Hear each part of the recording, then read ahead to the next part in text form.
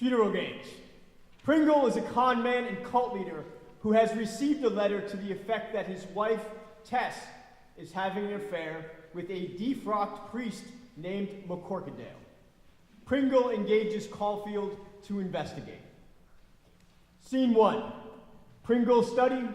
Caulfield enters. My name is Caulfield. We spoke over the telephone. I remember you distinctly. Do come in. Caulfield closes the door. Sit down, or kneel, if you prefer. I want you to behave naturally. What, shall I ring for a hassock? These chairs look comfortable. He sits.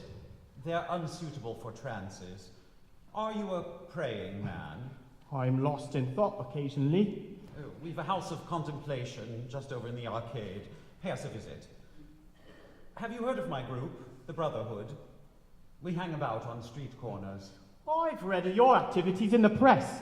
Weren't you add up for causing an affray? We were waylaid after conducting a God and you meeting. Several of our members were arrested due to Jesuit intrigue. He takes a cigarette box from the desk. Have a herbal. I'd rather smoke me own. Yeah. He takes a packet of cigarettes from his pocket. Would you like to chew a bit of root that I got in the Garden of Gethsemane?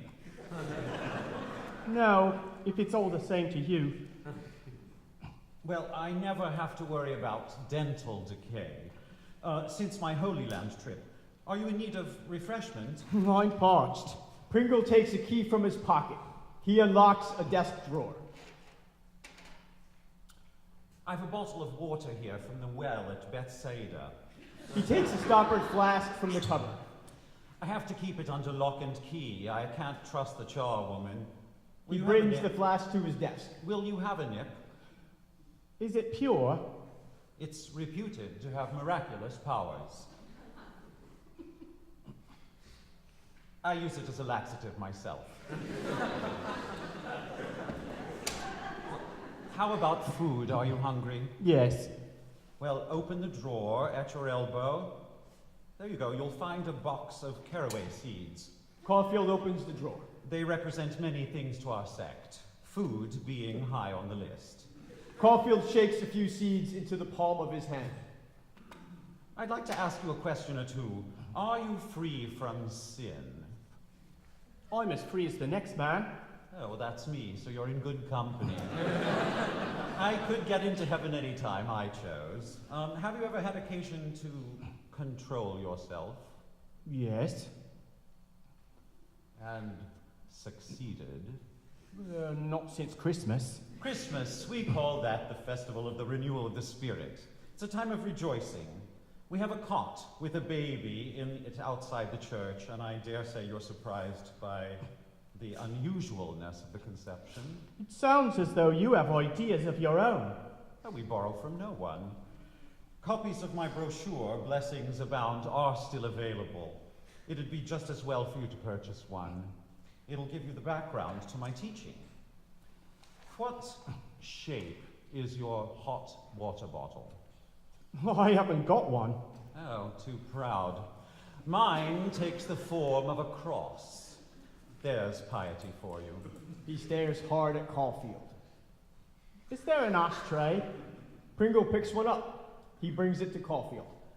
I stole this from under the very nose of a doctor of divinity.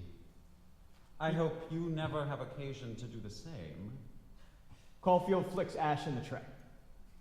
Are you available for hire? I have a job of work that wants doing. I won't be a choir boy. I'm too old. We've no time for choristers in the Brotherhood. We've taken to handmaidens, like ducks to water. We frown upon anything else. He takes up a letter and hands it to Caulfield. Look at that. What is it? An anonymous letter. Who from? Apart from a postscript suggesting that my lawn needs tending, the writer is tolerant of my shortcomings. He brands my wife as an adulteress. Caulfield picks up the letter. It's a menu type of hand. Have you insulted a cafe proprietor? I'm on bad terms with my tea lady. Have you seen her handwriting? I've never even seen her hands. Well, get a glance at them. Maybe she isn't capable of committing the offense. He stubs out his cigarette. It gives the address where she misconducts herself, where the intimacy takes place. Next door to a blue bookshop. I know the place well. It's run by a couple of ex-policemen. A love nest, adjacent to a bookshop. I do hope she hasn't betrayed me with a seedy intellectual. The watermark is in the form of a frog. A French intellectual would be even worse. Is divorce against your code? We grant an annulment, only in the case of possession by the devil.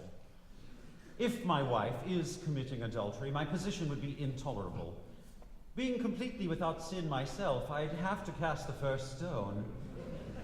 And I'm dead set against violence. I make no secret of my views. Caulfield puts the letter away. I'll investigate this matter for you. Will I be paid?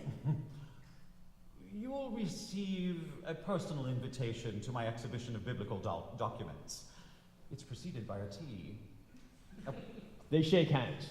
Make your report tomorrow. My candle burns until the third cockcrow. He picks up some leaflets from his desk. Here, take these devotional reflections for your quiet time. And should you wish to contribute to our leprosy mission, you'll find a box in the hall.